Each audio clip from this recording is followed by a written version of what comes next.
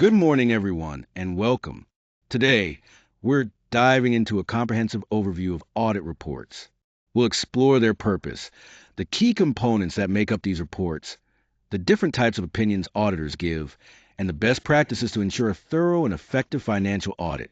This session is designed to give you a clear understanding of how audit reports function and why they are so critical in the world of finance. Let's get started. An audit report is a formal document created by an auditor after they have thoroughly examined an organization's financial statements. Its main purpose is to present the auditor's findings and professional opinion on whether those financial statements are accurate and fairly represent the company's financial position.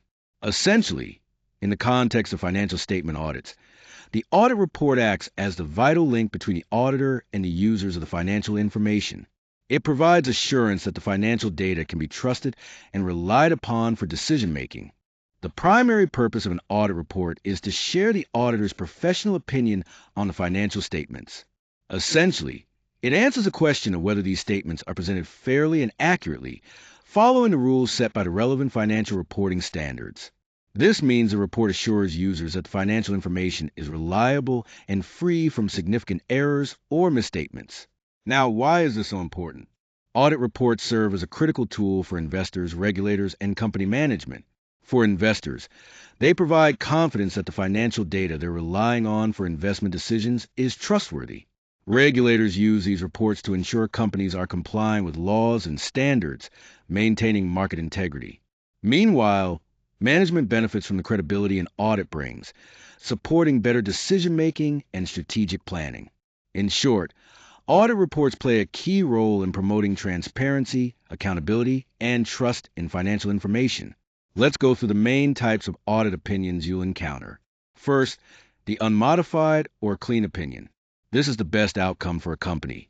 It means the financial statements are free from any significant errors and comply fully with accounting standards. Next is the qualified opinion. This is issued when there are some exceptions, but they're limited in scope and don't distort the overall fairness of the financial statements. Then we have the adverse opinion, which is more serious. It means the financial statements are materially misstated and can't be relied upon. Lastly, the disclaimer of opinion occurs when the auditor isn't able to gather enough evidence to make a judgment, so they simply can't express an opinion on the financial statements. Understanding these distinctions is crucial for interpreting audit results accurately. On this slide, we focus on the key audit findings and their implications. First, material misstatements were detected, which means there are inaccuracies or omissions in financial records that could potentially influence the decisions made by stakeholders. This is a critical issue because it impacts the reliability of the financial information. Next, we identified internal control weaknesses. These weaknesses reveal gaps or deficiencies in the processes designed to ensure accurate financial reporting, which can increase the risk of errors or fraud. Lastly, going concern considerations were evaluated. This involves assessing whether the organization has the ability to continue its operations in the foreseeable future without facing significant risks of liquidation. Addressing these concerns is essential for maintaining the company's financial health and stakeholder confidence. Let's take a closer look at the detailed components of an audit report. First, we have the title and addressee, which clearly identify the document as an audit report and specify who the report is intended for. Next is the scope paragraph, where the auditor describes the nature and extent of the procedures performed during the audit. This helps readers understand the work done.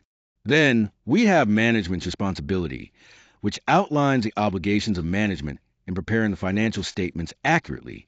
Following that is the auditor's responsibilities section, explaining the auditor's role in examining and evaluating those statements. Finally, the opinion paragraph presents the auditor's conclusion, stating whether the financial statements provide a fair and accurate view of the company's financial position. These components are essential for transparency and clarity in the audit process. When we talk about an auditor's duties, it's important to understand the standards they follow to carry out their work effectively. In the United States, auditors adhere to generally accepted auditing standards, or GAS. On a global scale, the International Standards on Auditing, known as ISA, provide the framework. These standards serve as a blueprint for the entire audit process. Their primary purpose is to guide how auditors plan their work, gather and evaluate evidence, and ultimately report their findings. By following these standards, auditors ensure that their work is not only consistent and professional, but also the highest quality, which helps build trust in the financial information they review. Now, let's talk about special reporting paragraphs, which are important tools auditors use to communicate key information. First, we have emphasis of matter paragraphs. These are used to highlight significant issues that are already disclosed in the financial statements.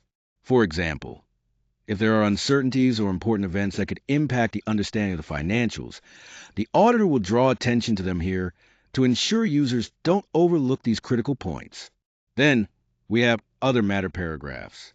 These are a bit different because they provide relevant information that isn't included in the financial statements. This could involve auditor-related topics or any restrictions the auditor encountered that affected the scope of their work. Both types of paragraphs help enhance transparency and provide a clearer picture to anyone relying on the audit report. When it comes to internal controls, the auditor plays a crucial role in assessing how effective these controls are in ensuring accurate financial reporting. Throughout the audit process, the auditor carefully evaluates whether the internal controls in place are functioning as intended to prevent errors or fraud. Now, reporting on these controls can differ depending on the type of audit.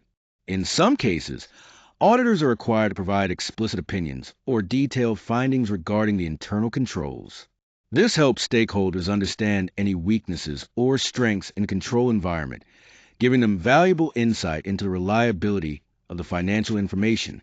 So, the auditor's evaluation not only supports the audit, but also provides transparency about the organization's control systems. When we look at audit reports, there are some common phrases you'll often encounter. For example, in our opinion, signals the auditor's conclusion about the financial statements. This phrase is crucial because it tells you the auditor's overall assessment. Another important phrase is reasonable assurance, which reflect the auditor's level of confidence that the financial statements are free from significant errors. Then, there's material misstatement, which refers to any major errors or omissions that could affect the decisions of those using the financial statements. Understanding these key terms is essential because it helps you interpret exactly what the auditor is communicating and how confident they are in their findings. This clarity ensures you can make better informed decisions based on the report. When delivering audit reports, it's essential to focus on 3 best practices. First, ensure clarity and transparency. Using clear, straightforward language helps make the audit opinion easy to understand for everyone involved, avoiding confusion or misinterpretation. Second, deliver your reports in a timely manner. Providing the information promptly keeps the financial data relevant and actionable. Lastly, communicate effectively with stakeholders. Building open lines of communication fosters trust and helps stakeholders make well-informed decisions based on the audit findings. These practices together enhance the overall impact and usefulness of your audit reports. To wrap up, let's emphasize why audit reports are so important. They serve as a crucial communication tool, giving us the auditor's evaluation of how reliable a company's financial statements are. When reports are clear, accurate, and delivered on time, they help boost investor confidence, ensure companies meet regulatory requirements, and support effective management oversight. Finally, having a good grasp of the audit report structure and language empowers stakeholders to interpret the auditor's opinions more confidently, making these reports even more valuable for decision-making.